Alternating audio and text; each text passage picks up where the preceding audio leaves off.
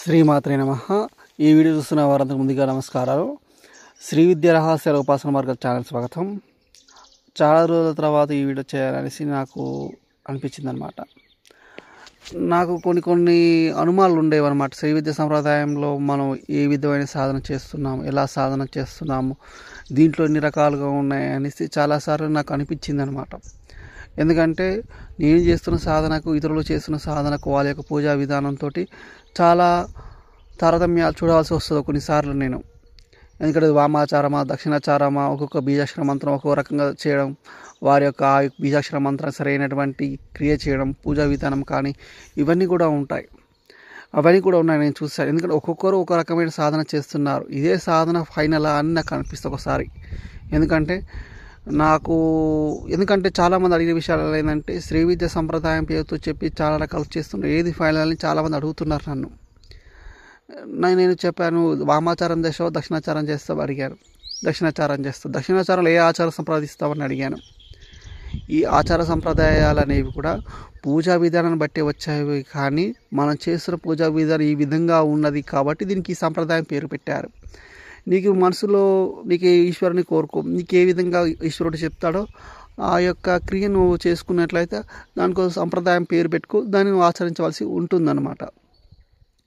ఈ యొక్క సంప్రదాయం అనేది గురుముఖతను నేర్చుకోవాలి. చాలామంది కూడా నాకు చాలామంది ఫోన్లో చేసే వాళ్ళు ఏమంటున్నారంటే, ఆయన ఏదో మంత్రం ఇచ్చాడండి, ఏదో చేసుకున్నానంటే ఏదో అయింది అన్నట్టు ఉంటుందంతా. ఎందుకంటే మనం ఒక గుట్ట మీద ఉందనుకోండి, ఒకవేళ గుట్ట ఎక్కడానికి ఎంతైతే కష్టం ఉంటుందో దిగడానికి అంత కష్టం ఉండదు. ఎక్కేటప్పుడు చాలా కష్టంతో ఎక్కుతాం, దిగేటప్పుడు చాలా సింపుల్గా దిగుతాం అన్నమాట. ఏ సాధకుడైనా మనం విద్య నేర్చుకునేటప్పుడు కష్టపడి నేర్చుకుంటాం. అందులో ఎదిగిన తర్వాత మనం ఏం చేస్తుంటాం, చాలామంది అక్కడే చాలామంది తప్పులు చేస్తూ ఉంటారనమాట. ఇప్పుడు నేను చేసినటువంటి ఏదో పూజా విధానం ఉంటుందో ఆ పూజా విధానం అందరికీ రావాలని రూల్ లేదు అక్కడ. అది గమనించాలి. అది గమనించకుండా ఉండి నేను ఇది చేస్తాను అది చేస్తాను అని అంటున్నారు. సరే, నువ్వు చేస్తున్న దానికి పూజా విధానానికి దానికి సంబంధం ఉందా అనిపిస్తుంది ఒకసారి నాకైతే. ఎందుకంటే ఆ చేసే ఎవరైతే ఉపదేశం ఇచ్చిన గురువు ఉన్నాడో ఆ గురువు నీకు అన్ని చెప్పడు, ఆయన కూడా కొన్ని దాస్తాడు. నీకేదైతే రాదో, ఎందులో అయితే బలహీనత ఉంటుందో ఆ గురువుకి ఏదైతే బలం అనిపిస్తుందో దాన్ని ఆపుతాడు, లేదా నొక్కి పట్టుకుంటాడు అనమాట. ఆ రహస్యాలు నీకు చెప్పడు. అది నువ్వు తెలుసుకోకుండా నేను శ్రీ విద్య ఉపాసకుడు, నేను ఏదైనా చేయగలుగుతానంటే మాత్రం కొన్ని కష్టమవుతాయి. కొన్ని పనులు వామాచారం, దక్షిణాచారం, వామాచారంలో కొన్ని పనులు చేయాలని చాలా కష్టం. ఆడ బలి సంప్రదాయం పాటిస్తారు వాళ్ళంతా కూడా. ఉదాహరణకి బ్లాక్ మ్యాజిక్ చేస్తారు చాలామంది. ఆ ప్రాబ్లమ్స్తో వస్తూ ఉంటారు కొంతమంది. మనం వాళ్ళకి వామాచారం పూజ విధానం చేయలేం. ఎందుకంటే శ్రీ విద్య సంప్రదాయంలో కొన్ని వామాచారం చేసేవాళ్ళు వామాచారం చేస్తారు, దక్షిణాచారం చేసేవాళ్ళు దక్షిణాచారం చేస్తారు. కానీ ఏంటంటే ఎటువంటి దానైనా, ఏ సమస్యనైనా నువ్వు నివారించే స్థాయికి ఎదగాలి. అలాంటప్పుడు మాత్రమే నీకు సాధ్యమవుతుంది ఏదైనా సరే. నేను చెప్పేదని ఎవరైనా చెప్పి నీ దగ్గర యూనివర్సల్ కీ తీసుకోవాలి. అవతల వ్యక్తి ఎలా వచ్చినా కానీ నువ్వు దానిని ఎదుర్కొనడానికి సిద్ధంగా ఉండాలి. అప్పుడు మాత్రం నీకు సాధ్యమవుతుంది. అది వామాచారం చేయని, దక్షిణాచారం, ఏ ఆచారం చేయండి, ఏదైనా ఇక్కడ శక్తితోనే ఉంటుంది. అంతా కూడా శక్తి యొక్క అనుసంధానం మీద ఈ యొక్క ఉపాసన బలం అంతా కూడా ఉంటుంది, గుర్తుపెట్టుకోండి. నేను ఈ వీడియోలో ఏంటంటే, నాతో పాటు చాలామంది అడిగారు, చాలామంది గురువులు నేను యూట్యూబ్లలో చూస్తుంటాం, బయట చూస్తుంటాం, వేషధారణ అనేది చెప్పుకోవడానికి బాగా ఉంటుంది కానీ అతని దగ్గర విద్య లేదు అని చాలామంది అంటుంటారు. మీకు కలిపురుషుడి యొక్క 8 ధర్మాల గురించి తెలియాలి. ఈ కలియుగంలో మనల్ని ఆవహిస్తాడు అంటే దానికి 8 కారణాలు ఉంటాయి. ఆ 8 కారణాల చేత కలిపురుషుడు మనల్ని ఆవహిస్తాడనమాట. ఈ ఆవహించడంలో ఏంటంటే చాలామంది తెలియని విషయం ఏమిటంటే, బంగారం అనేది ఎవరైతే ధరిస్తారో వాళ్ళకి కలిపురుషుడు వెంబటే ఉంటాడనమాట. అది ఏ సాధకులైనా మీరు చూడండి, ఏ గురువులైనా చూడండి, రమణ మహర్షి కానీ, లేకపోతే చంద్రశేఖర్ ఇంద్ర సరస్వతి గురువు గారు కానీ, మీకు నచ్చినట్టు ఎవరైతే గురువులు ఉన్నారో ఆ గురువుల యొక్క సమాచారం మీరు చూసుకోండి ఒకసారి. వాళ్ళు ఎప్పుడు కూడా ఒంటి మీద బంగారాన్ని వేసుకోరు, ధరించరు. నేను ఈ పని చేస్తాను ఎవరితో కూడా చెప్పరు, గుర్తుపెట్టుకోండి ఫస్ట్ ఆఫ్ ఆల్. ఎందుకంటే నటించే వాళ్ళు చాలామంది ఉంటారు. నటనకు విద్యకు చాలా తేడా ఉంటుంది. అలా అనమాట. ఎందుకంటే నేను ఈ మధ్యకాలంలో చూసిన వాటిలో ఏంటంటే వీటికి తెలియక చాలామంది మోసపోతున్నారు. ఎందుకంటే ఆ గురువు ఆ మంత్రం ఇచ్చాడు, ఆ మంత్రాన్ని ఉపదేశించాను, ఆ ఉపదేశం తీసుకున్నాను, అది ఇచ్చాడు, దాని క్రియ ఉంటుంది. ఎన్నిసార్లు చదవాలి, ఎలా చదవాలి, చేసేటప్పుడు ఏ విధంగా క్రియ చేయాలి, ఏ ముద్ర వాడాలి, ఎటువంటి ధ్యాసలో ఉండాలి, దానికి పూజ చేయాలా, జపం చేయాలా, లేకపోతే యజ్ఞం చేయాలా, యజ్ఞంలో ఏ రకమైన యజ్ఞం చేయాలి అని చాలా రకాలుగా ఉంటాయన్నమాట. ఇవన్నీ కూడా మీరు తెలుసుకోవాలి. ప్రతి విషయాన్ని మీరు తెలుసుకోవాలి. మీరు ఈ యొక్క ఉపాసనలు ఎంత నేర్చుకుంటే అంత ఉంటుంది. ఈ డెడ్ అని లేదు దీనికి. నువ్వు వామాచారం కొంతమంది ప్రయోగాలు చేస్తారు, పిశాచాలు వస్తాయి. పిశాచాల విద్యలు నీ దగ్గర ఉండవు. పిశాచారికి విరుగుడు నీ దగ్గర ఉండదు. అప్పుడు ఏం చేస్తావు? నీ విద్య పనికిరాదనుకుంటావా? ఆ విద్యలు కూడా నేర్వాల్సి ఉంటుంది. ఆ విద్యకు విరుగుడు నువ్వు నేర్చుకోవాల్సి ఉంటుంది. నేను చెప్పేది మాత్రం ఇది. ఎందుకంటే నేను నా దగ్గరికి వచ్చిన బ్లాక్ మ్యాజిక్ జరిగిన వాళ్ళందరికీ ఉపదేశం ఇస్తారని అడుగుతున్నారు. ఇప్పుడు మీవి జరిగిన దాన్ని నువ్వు అతడి శక్తి నువ్వు ఏదో మంత్రం తీసుకున్నావు, అతను తెలుసుకున్నాడు అనుకోండి, నీ మీద ఇంకెక్కువ ఫోర్స్తో వస్తుంది. నీ దగ్గర 10 రూపాయలు మాత్రం బలం ఉంది, అతని దగ్గర 100% బలం ఉంది. 10ని 100ని కొట్టలేదు కదా, ఓడిపోతావు కదా. అలాంటప్పుడు నువ్వు దైవబలం తీసుకొని వాళ్ళ మీద నువ్వు ఇది చేయవలసి ఉంటుందన్నమాట. మహాభారతంలోనే కృష్ణుడు ఉన్నప్పుడు కూడా కౌరవులు కష్టపడ్డారు. కృష్ణుడు ఉన్నప్పటికి కూడా కష్టపడ్డాడు. ఎందుకు కష్టపడ్డాడు? అవతల వాళ్ళు ఎన్నో కుట్రలు కుతంత్రాలు ఎన్నో చేస్తూ ఉన్నారు. అయినప్పటికీ కూడా పాండవులు నెగ్గినప్పటికీ ఏం సుఖం దక్కింది అంటే అలాగే ఉంటాయి ఇవన్నీ కూడా. రెండవది ఏంటంటే మీకు ఈ యొక్క విద్య అనేది మీకు ఇంకో ఉపాసన చెప్తాను మీకు. ఇందులోనే మహాభారత యుద్ధంలో, కురుక్షేత్ర యుద్ధంలో చివరికి యుద్ధం అయిపోయిన తర్వాత శ్రీకృష్ణుడి రథం దిగమని చెప్తాడు అర్జునుడిని. ఆ తర్వాత స్వామి హనుమాన్ని రథం నుంచి దిగగానే అది కాలిపోతున్నాడు, భస్మం అయిపోతుంది అన్నమాట. అది ఎలా సాధ్యం అంటే ఎంతోమంది వీరులు వేసినటువంటి బాణాలకు ఎప్పుడో దగ్ధం కావాలి. కానీ ఈశ్వరుడి యొక్క కృపా చేత, ఈశ్వరుడి యొక్క దైవ కటాక్షం చేత, ఈశ్వరుడి అనుగ్రహం చేత అవి సాధ్యం కాలేదు వాళ్ళకి. ఎందుకంటే ఎంతోమంది ఎన్నో రకాల బాణాలు వేసినప్పుడు కూడా, ఎంతటి చేసినప్పటికి కూడా వాళ్ళకి సాధ్యం కాలేదు.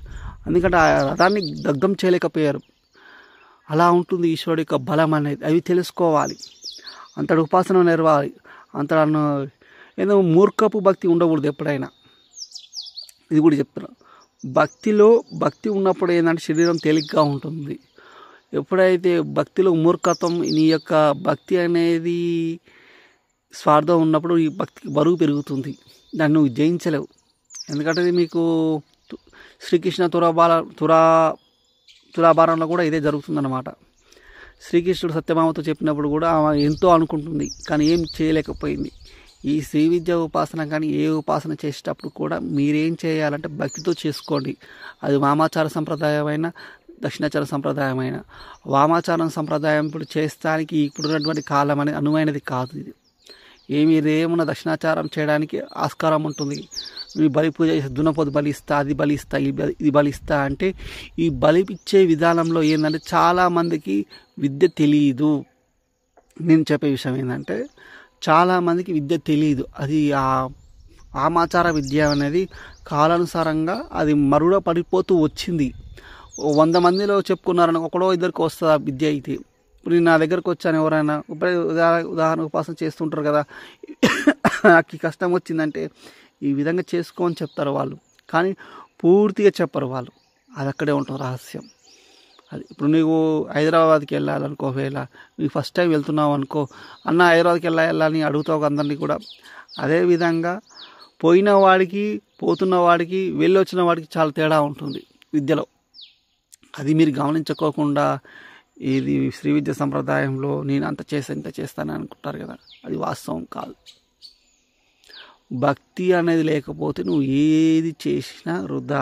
నువ్వు వామాచారం చేసుకో, దక్షిణాచారం చేసుకో. నువ్వు ఒక ఆయన నాతో ఉన్నాడు, 8 లక్షలు జపం చేయాలి, 10 లక్షలు జపం చేయాలి, 1 కోటి జపం చేయాలంటే నీ జీవితాలతో జపం చేసుకుంటూ కూర్చుంటే నువ్వు ఎప్పుడు సిద్ధి పొందగలుగుతావు? నేను అడిగిన 10 ఏళ్ళు చేసినాడు, నువ్వు 10 ఏళ్ళ నుంచి సాధన చేస్తున్నావు కదా, ఇంతవరకు ఇంత దూరం వచ్చావు అడుగుతాను నేను. కొత్తగా మాట్లాడుతున్నారు ఏందంటారు అంటే, నీ విద్య అనేది ఉపాసన అంటే ఎంతవరకు నువ్వు సాధించగలిగావు అంటాను. పలానా దాకా వచ్చినావు అంటారు. సరే ఇంత బాగానే నీకేం కష్టాలు వచ్చినప్పుడు ఈ మంత్రాన్ని ఉపయోగించావా అని అడిగాను. ఉపయోగించానంట. ఈ యొక్కలో నువ్వు డబ్బు సంపాదన కోసం ఉపయోగించావా లేకపోతే నీ యొక్క మరణాన్ని ఆపే విద్య సంపాదించావా అడుగుతాను నేను. నీ జాతకంలో అపమృత్యు దోషం ఉన్నది, దాన్ని నివారణ చేసుకున్నావా అడుగుతాను. నీకు కొడుకు కష్టం వచ్చింది, నివారణ చేసుకున్నావా? నీ కూతురు కష్టం వచ్చింది, నివారణ చేసుకున్నావా అడుగుతాను నేను. ఎందుకంటే నీ దగ్గర విద్య ఉన్నప్పుడు వేరే వాడి దగ్గరికి ఎందుకు వెళ్తావు నువ్వు అని నేను అడుగుతాను. ఎందుకంటే నీకు వైద్యం వచ్చు కాబట్టి ఆ వైద్యంతో నువ్వు ముందుకెళ్ళాలి. ఎందుకంటే నువ్వు నీతి చెప్పి అనుకో, నీతి చెప్పావనుకో, అందులోనే మనం మరుగుడ పడిపోతాం అనమాట. అందుకని లత్త కొడుతుంది. చాలామంది తెలియక విషయం ఏంటంటే లత్త కొడుతుంది అనమాట. చాలా గొప్పగా బతికి చాలామంది రకరకాలుగా చేస్తుంటారు. దానివల్ల వచ్చిన నష్టం చాలా భయంకరంగా ఉంటుంది. అవి మీరు గమనించారు ఇప్పుడు కూడా. మరొకటి ఏంటంటే మీరు విద్య నేర్పిస్తున్నప్పుడు సరైన గురువుని వెతుక్కొని చేసుకోండి.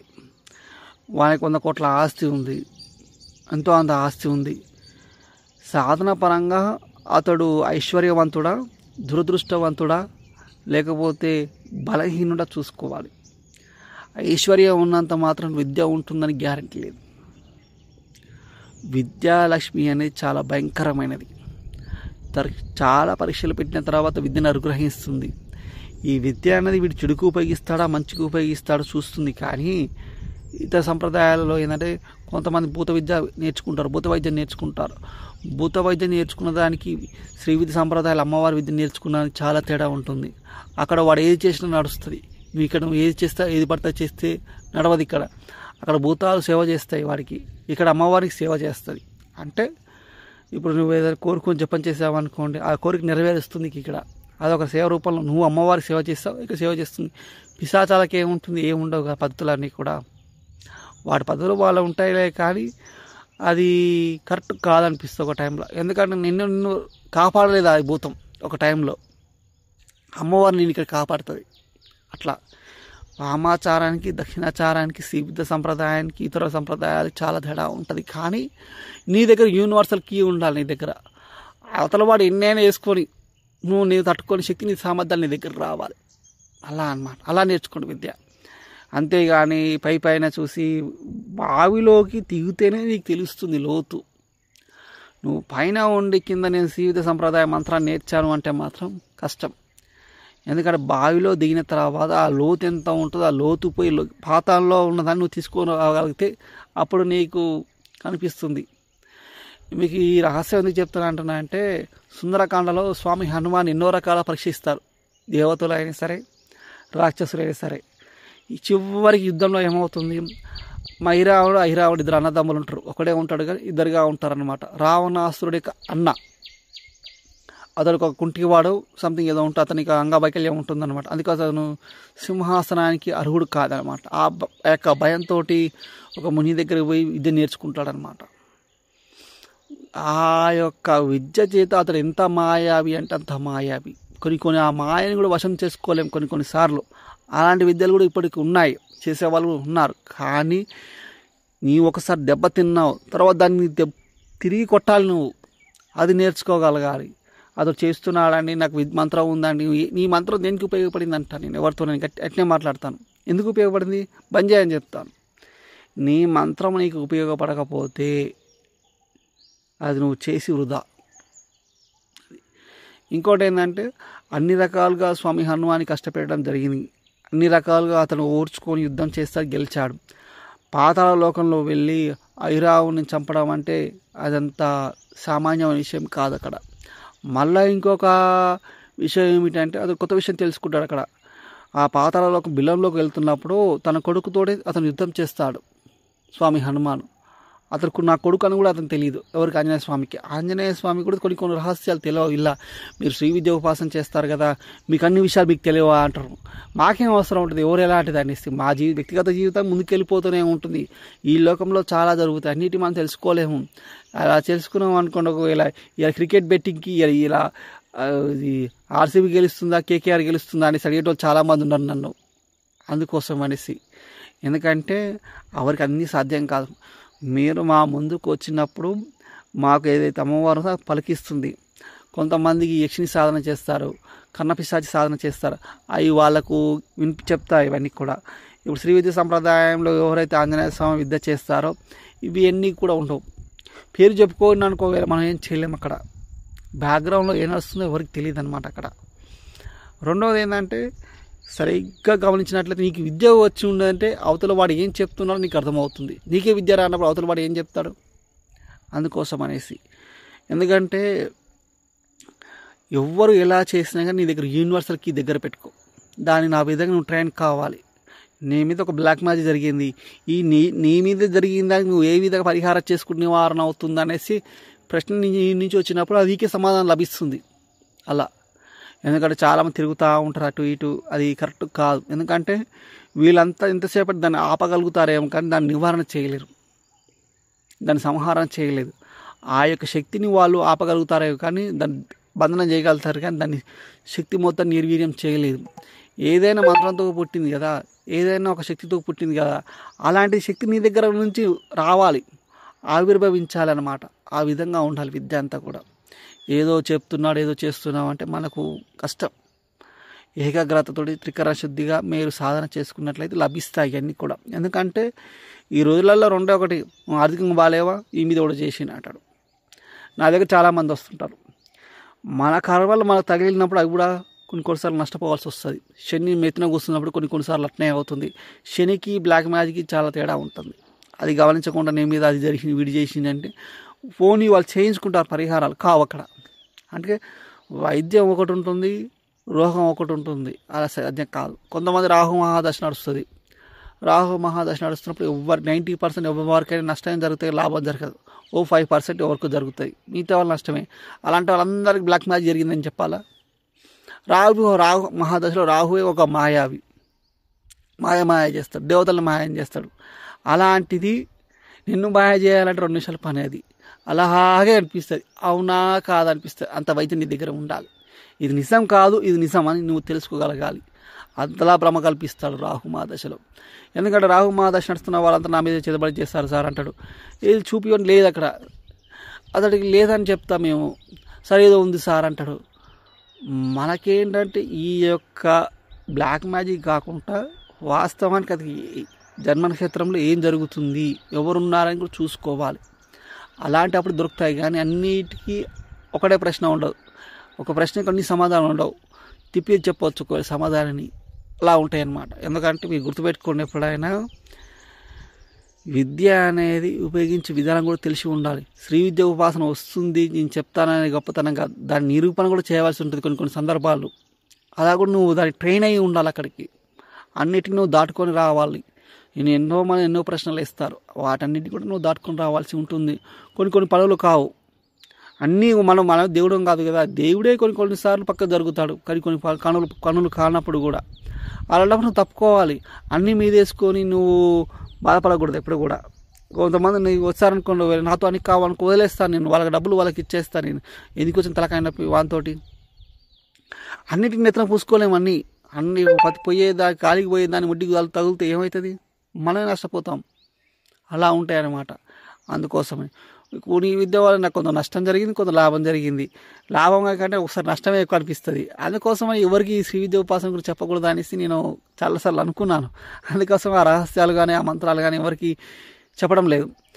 ఎందుకంటే అతను ఉపయోగించే విధానం కరెక్ట్ లేనప్పుడు భగవంతుడు అతను సహాయం చేయడం లేదు అనేసి అక్కడ అర్థం అనుకుంటాను. ఇప్పుడు చాలామంది నా దగ్గరికి వస్తుంటారు కదా, నీలో తప్పుడు ఉద్దేశం ఉంది కాబట్టి నువ్వు సిద్ధి పొందడం లేదు అంటాను నేను. నువ్వు దానిని దేనికోసం ఉపయోగిస్తావో తెలిసినప్పుడు అమ్మవారిని నీ మనసులో ఉన్న అమ్మవారికి తెలుసు దేనికోసం ఉపయోగిస్తావు అనేసి అతిగా నువ్వు తర్వాత నీ మనసు బయటపడదనుకో, మనసులో ఉన్న గుణాన్ని బయటపడింది అనుకో, అది వేరే మార్గం. అందుకని అప్పుడు కూడా ఉంటుంది, దానికి కూడా లాక్ చేస్తూ ఉంటుంది. ఎక్కడో దగ్గర నీకు లాక్ ఉంటుంది. లాక్ లేకుండా ఎక్కడికి ఉండదు.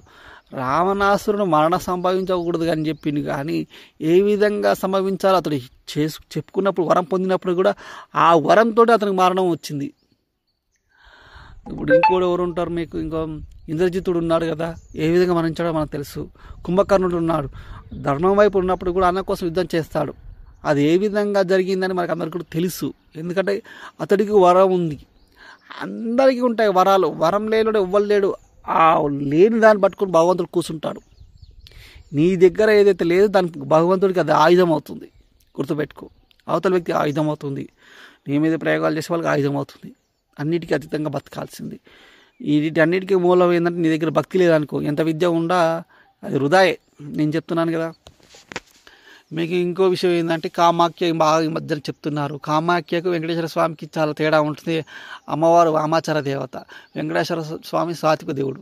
నువ్వు ఇద్దరు కలిపావు అనుకోండి, మిక్స్డ్ అయింది అనుకోండి, ఎటు కాకుండా పోతారు. ఎందుకంటే చాలా మంది ఛాలెంజ్ చెప్తుంటారు. చాలామంది ఛాలెంజ్ చేస్తున్నాను, నేను ఛాలెంజ్ చేస్తున్నా అంటారు. నా దగ్గర గవర్నమెంట్ హాస్పిటల్కి వెళ్దాం, డాక్టర్ కూడా చేతులు ఎత్తేసిన కేసులు కొన్ని ఉంటాయి, అవి టేకప్ చేసి మాట్లాడండి. అలా ఉంటాయి అన్నమాట. ఎవ్వడు చేయడు ఇక్కడ, అంతా నటనే. ఈ వీడియో మీకు నచ్చితే లైక్ చేయండి, షేర్ చేయండి, సబ్స్క్రైబ్ చేయండి. నమస్కారం. జై శ్రీరామ్, జై హనుమాన్.